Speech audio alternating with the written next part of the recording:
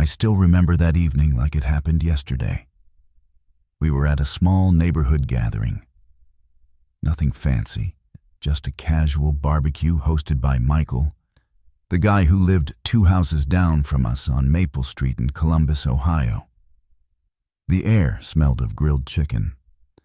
The chatter was light, and for the most part, I felt relaxed. My wife Emily had always been the social butterfly between us.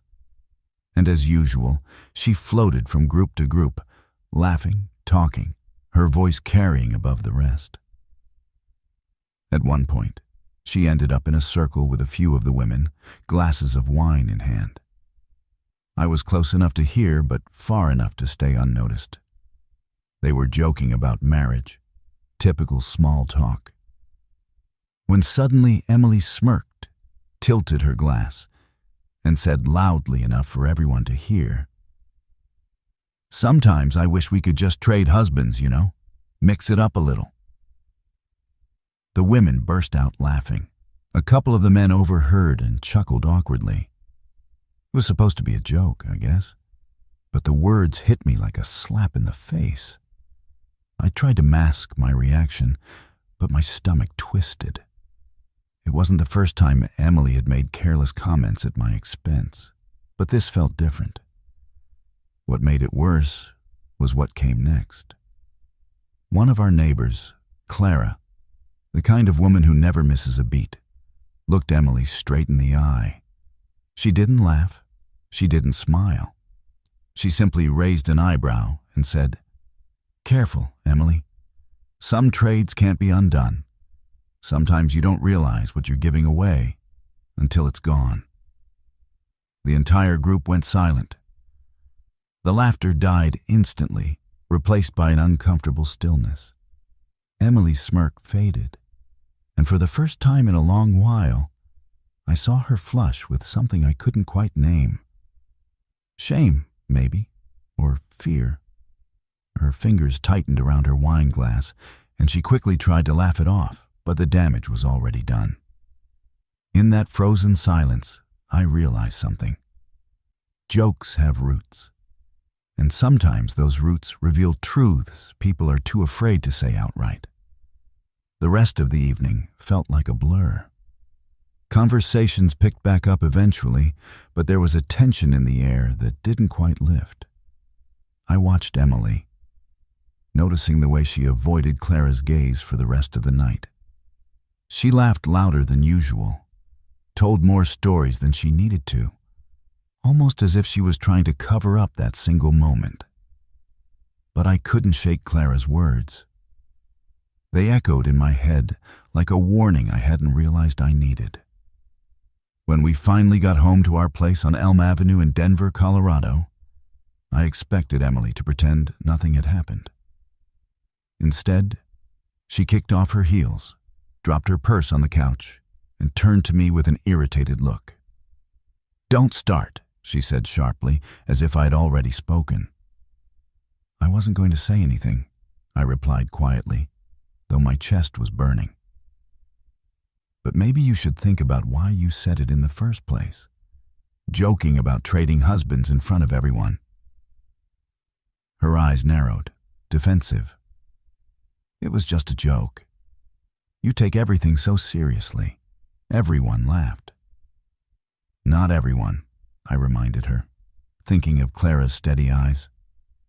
"And even if they did, what does it say about us when you're willing to make me the punchline?" For a moment, her face softened, like she might actually admit something. But then she crossed her arms and looked away.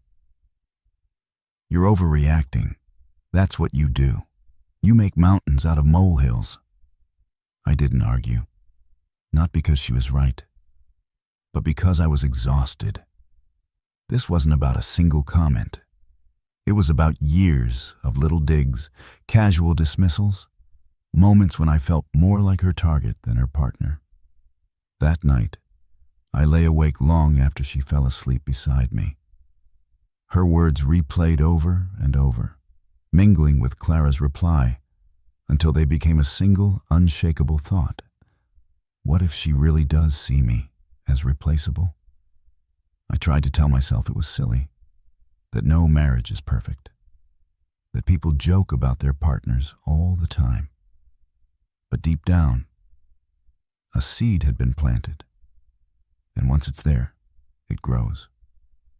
The next morning, sunlight spilled through the curtains, but it didn't warm me. Emily was humming in the kitchen, making coffee like nothing had happened, like the night before had been erased. But I couldn't let it go. I walked in, sat down at the table, and waited for her to notice the heaviness in my silence. She finally glanced at me, mug in hand. "What now?" she asked, her tone clipped. "I need to know something," I said evenly. "When you made that joke last night, did you actually mean it? Even a little?" Her lips pressed together. She set the mug down with more force than necessary. "You're really not going to drop this, are you?" "No," I said. "Because when Clara answered you, you froze. And I saw something. In your face I've never seen before. Fear, guilt, something." For a long moment she didn't respond. Then, in a voice quieter than I expected, she admitted, "I didn't think she'd say that. I didn't think anyone else noticed." Her words stung more than I could explain. "So you did mean it?" She shook her head quickly. "No, I mean, I don't want to trade you. It was just stupid. I guess I wanted attention to seem funny, maybe to seem like I wasn't boring." I stared at her, wondering how many other jokes had been little masks for truths she didn't want to say aloud. "You don't realize," I said slowly, "how many cracks a marriage can take before it starts to split. And last night, in front of everyone, you almost broke something that can't be fixed." She reached across the table, her hand trembling. "I'm sorry. I shouldn't have said it. I didn't think about how it would make you feel." For the first time in years, I pulled my hand back instead of taking hers. I wasn't angry anymore, just tired. "You don't have to think about how I feel, Emily. But if you don't start, then one day, someone else's reply won't leave you frozen. It'll leave you alone." Her face went pale, and in the silence that followed, I knew she finally understood.